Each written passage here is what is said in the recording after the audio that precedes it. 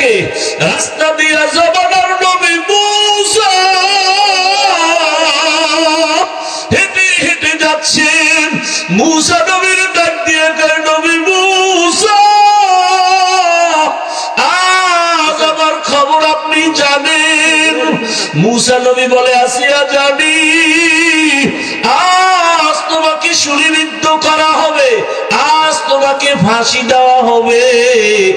আসিয়া বলে, নবী মূসা, বিদায় বেলা আপনার দোয়া চাই, আর কিছুই চাই না। তবে আর একটা কথা জানতে চাই, আপনি তো মাওলার সাথে কথা বলার জন্য তুর পাহাড়ে যান, একটু বলবেন এই মুহূর্তে আমার ফাঁসি হবে, আমার রব আমার আল্লাহ আমার উপরে রাজি নাকি বেজার? মূসা নবী ডাক দিয়ে কয়, আসিয়া, তোমার উপরে আমার মাওলা খুশি। আসিয়া বলে, আমার মালিক যদি খুশি থাকেন আমার আর কিছুর দরকার নাই। মান কানা লিল্লাহ কানাল্লাহু লাহ, যে আমার আল্লাহর হয়ে যাবে গোটা দুনিয়া তার গোলাম হয়ে যাবে। আসিয়া কান্না করে, মূসা নবী দোয়া করে। মূসা নবী এ কথা বলা মাত্র আসিয়া আর দেরি না করে আসমানের দিকে দুটো হাত উঠাইয়া একটা দোয়া করা শুরু করলো। আল্লাহর কোরআন বলে, ক্বালাত রাব্বি ইবনি লি ইনদাকা বাইতান ফিল জান্নাহ। আসিয়া চিৎকার মেরে কয়, হে মালিক, এত বড় বেঈমানের ঘরে থাকিয়া, এত বড় টাকাওয়ালার ঘরে থাকিয়া আমার খানাও পাই নাই, বিছানাও পাই নাই। তোমাকে পাওয়ার আশায় আমার খানা বন্ধ, ঘুম বন্ধ, বিছানা বন্ধ। বিদায় বেলা তোমার কাছে একটা দাবি, আমি আসিয়ার জন্য তোমার পাশে জান্নাতে আমার জন্য একটা ঘর বানাইয়া দাও, যেই ঘরে আমি জীবন যাপন করব। ও আল্লাহ, আমার বিদায় বেলা দাবি, তোমার পাশে জান্নাতে একটা ঘর বানায় দাও। আসিয়া মোনাজাত দিয়া ফাঁসির মঞ্চের দিকে আগায়। হঠাৎ করে আবার তাকাইলো, তাকাইয়া আসিয়ার কান্না বন্ধ। এবার আসিয়া মুস্কি হাসি দিয়েছে। ফেরাউন বলে, আসিয়া, বিপদের সময় কান্না বন্ধ করে আবার হাসি দিলা কেন? আসিয়া কয়, রে ফেরাউন, তুই জানো না তোর সে চক্ষু নাই? আল্লাহ তাআলা আমার অন্তর চক্ষু খুলে দিয়েছেন। আমি এই মাত্র যে মালিকের কাছে চাইছি জান্নাতে ঘর, ওই ঘরের ছবি তাকাইয়া তাকাইয়া দেখতেছি ওই জান্নাতের ঘর দেখা যায়, লক্ষ লক্ষ ফেরেশতা আসমানে দেখতেছি। আমার রূহটা জান্নাতে নিবে মালিকের মোলাকাতের জন্য। আমার এখন দুনিয়া ভালো লাগে না, এখন আমার ঘুম ভালো লাগে না, আমি আবার ওই মাওলার পাগল। আমাকে তাড়াতাড়ি ফাঁসি দাও, মরণের পর্দাটা ভেদ করতে পারলে আমার আসল মালিকের আমি পেয়ে যাব, আমার রূহ জান্নাতে যাবে, আমার মালিকের সাথে মোলাকাত হবে। ও আল্লাহর বান্দারা, মাওলার আশিক হতে পারলা না, পাগল তো আসলে ঠিকই হইলা, টাকার পাগল, বাড়ির পাগল, ক্ষমতার পাগল। ওরে পাগলটা যদি আমার মালিকের পেছনে হইতা, ওরে তোমার দুনিয়ার সব পাওয়ার পরেও কেমন যেন একটা অন্তরে আফসোস, আমি টাকা পাইলাম, বাড়ি গাড়ি সব পাইলাম, কিন্তু যে আমারে বাড়ির মালিক বানাইলেন, গাড়ির মালিক বানাইলেন, ক্ষমতার মালিক বানাইলেন, সম্মানের চেয়ারে বসাইলেন, ওই মালিকরে তো এখনো পর্যন্ত পাইলাম না। ওই মাওলার মোহাব্বত অন্তরে জমা যদি করতে হয়, এই দুনিয়ায় আল্লাহর প্রিয় বান্দা যারা 24টা ঘন্টা আমার মাওলার মোহাব্বতের বন্ধনে থাকে, এদের সাথে সম্পর্ক রাখো। ও পর্দার আড়ালের মা বোনেরা, এত বড় বেঈমানের ঘরে থাকিয়া আসিয়ার মতো বান্দি যদি আমার আল্লাহর আশিকা হয়ে যায়, আপনার স্বামী তো ফেরাউনের মতো খারাপ না, আপনি কেন পারেন না রে মা? আপনার মতো কত মা পর্দা করে নামাজ পড়ে স্বামীর মাল হেফাজত করে, আপনি কেন পারবেন না? ও এলাকার যুবক বাবারা, তুমি স্কুলে পড়ো, কলেজে পড়ো, চাকরি করো, ব্যবসা করো, ওই আমার মাওলার মোহাব্বত থেকে কেন দূরে? তোমার মতো জেনারেল লাইনের বাংলা পড়ুয়া কত সন্তানেরা স্কুলে পড়ে, কলেজে পড়ে, doctor, professor, engineer, OC, DC, SP, 5 ওয়াক্ত নামাজ পড়ে, চাকরিও করে, ব্যবসা করে, রাস্তায় গাড়ি চালায়, নামাজ ছাড়ে না। তুমি কেন পারো না রে বাবা? এখনো সময় আছে, তওবা করে নাও, আল্লাহর কাছে তওবা করো। জীবনে তো মনের আশা পূরণ করিয়া, মনের আশা পুরে এত গুনাহ কম করো নাই। মনে চাইছে দাড়ি রাখবা না, রাখো নাই। মনে চাইছে পর্দা করবা না, করো নাই। মনে আশা আসছে পার্কে যাবা, দৌড়ায় গেছো।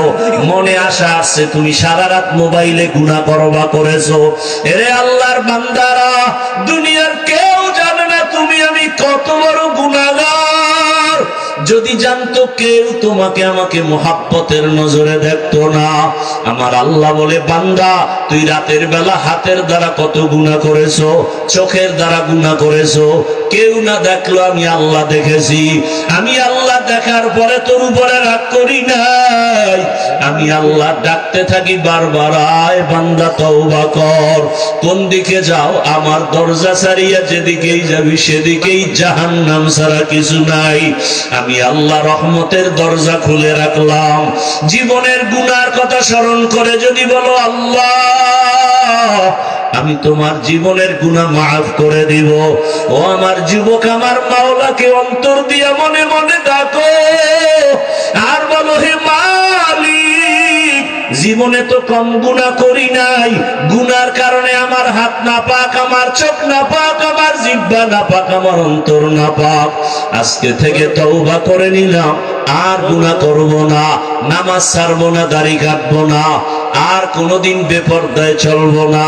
মা বাবার দোয়া নিয়া, শিক্ষকের দোয়া নিয়া, উলামায়ে কেরামের দোয়া পরামর্শ নিয়া নবীর আদর্শ মেনে চলবো।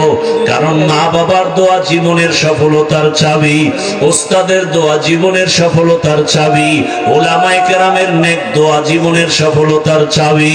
ওই মা বাবার চোখের পানি আর দোয়া ছাড়া চেয়ারে বসতে পারি না রে যুবক। ওই মা বাবা জীবন ভর না খাইয়া তোমাকে আমাকে বড় বানাইছেন। ওই মা বাবারে আজকে এখানে এমন বান্দা আছো, মা বাবারে সাদা কাপড়ের প্যাকেট বানাইয়া কবরে রেখে আসছো। ওই মা বাবা দোয়ার অপেক্ষায় বসে আছি।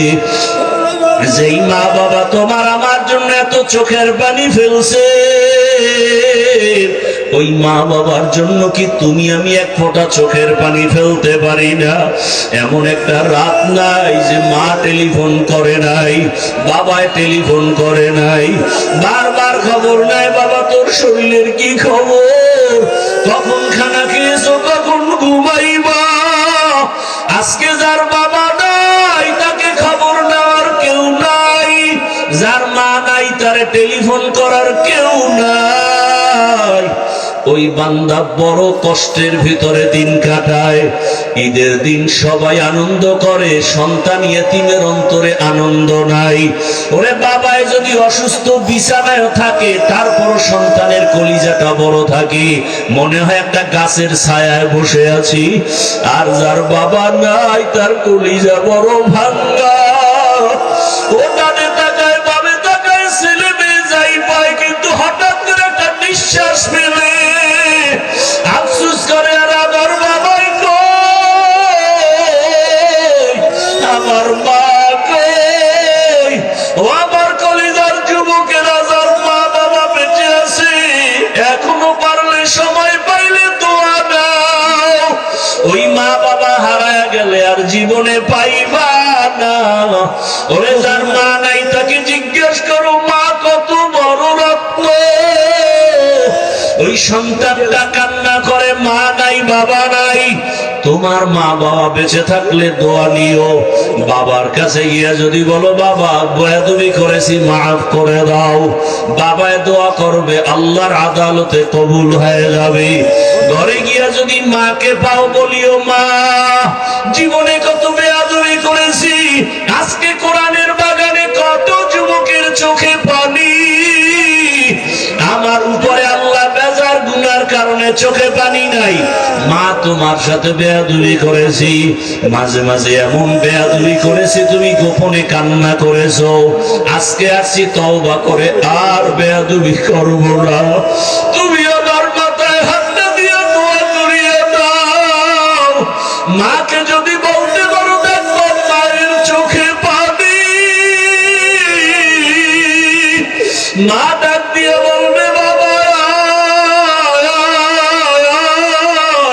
মাথায় হাতটা দিয়ে ডাকবে, ও আরশে আজিমের মালিক,